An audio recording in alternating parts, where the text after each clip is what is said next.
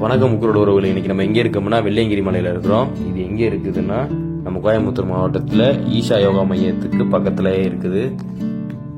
இந்த வெள்ளையங்கிரி மலை வந்து கிட்டத்தட்ட ஒரு 6000 அடிக்கு மேலே இருக்குது. அங்கே நம்ம மேக்ஸிமம் வந்து இங்கே எல்லாருமே எதுக்கு வராங்கன்னா சிவனை தரிசிக்க தான் வராங்க. இந்த வெள்ளையங்கிரி மலைக்கு நம்ம எப்படி போகணும்னு பார்த்தீங்கன்னா நேராக நம்ம ரயில்வே ஸ்டேஷன் போயிட்டோம். நம்ம கோயம்புத்தூர் ரயில்வே ஸ்டேஷன் வந்துட்டோம். அங்கேருந்து காந்திபுரம் பஸ் ஸ்டாண்டு போயிட்டோம்னா காந்திபுரம் பஸ் ஸ்டாண்ட்லேருந்து நேராக வந்து பஸ் இருக்குது வெள்ளையங்கிரிக்கு. அப்படி இல்லாட்டி காந்திபுரத்தில் நீங்கள் ஆட்டோ பிடிச்சிங்கன்னா மேக்ஸிமம் பார்த்தோம்னா ஒரு ஆளுக்கு வந்து 150 ரூபாயிலேருந்து 200 வரைக்கும் சார்ஜ் பண்ணுவாங்க. நீங்கள் இப்போ வெள்ளையங்கிரி வந்ததுக்கப்புறம் முதல்ல கீழே அடிவாரத்தில் வந்து இந்த கம்பு இதெல்லாம் வாங்கிக்கிறணும். ஒரு குச்சி வந்து ஒரு 30 ரூபாய்க்கு விற்பாங்க.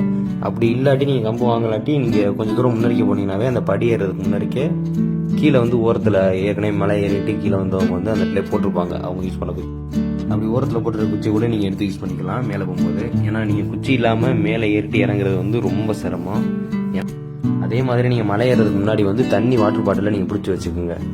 ஏன்னா நீங்கள் மேலே ஏறுறீங்கன்னா மேலெலாம் தண்ணி கிடைக்காது. 4வது மலையில் மட்டும்தான் உங்களுக்கு தண்ணி கிடைக்கும். 4வது மலையில் முடிஞ்ச வரைக்கும் எல்லோரும் வந்து 4வது மலையை வந்து கிராஸ் பண்ணும்போதே உங்கள் வாட்டர் பாட்டிலாம் ஃபுல் பண்ணிக்கோங்க. அதுக்கு மேலே வந்து உங்களுக்கு தண்ணி கிடைக்காது.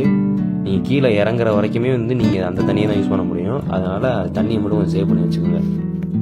அப்படி நீங்கள் மலை ஏறும்போது வந்து நீங்கள் ஓரத்தில் பார்த்தீங்கன்னாவே வந்து சின்ன சின்ன கடையெல்லாம் போட்டிருப்பாங்க. அதில் வந்து நம்மளுக்கு டீ இந்த மாதிரி ஸ்நாக்ஸ் எல்லாமே வந்து விற்பாங்க. நீங்கள் அதை வாங்கிக்கலாம்.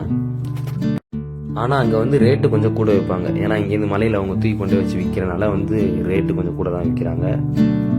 முடிஞ்ச வரைக்கும் உங்களுக்கு தேவையானதை வந்து கீழே வாங்கிக்கோங்க. அதுதான் உங்களுக்கு வந்து பெஸ்ட்டு.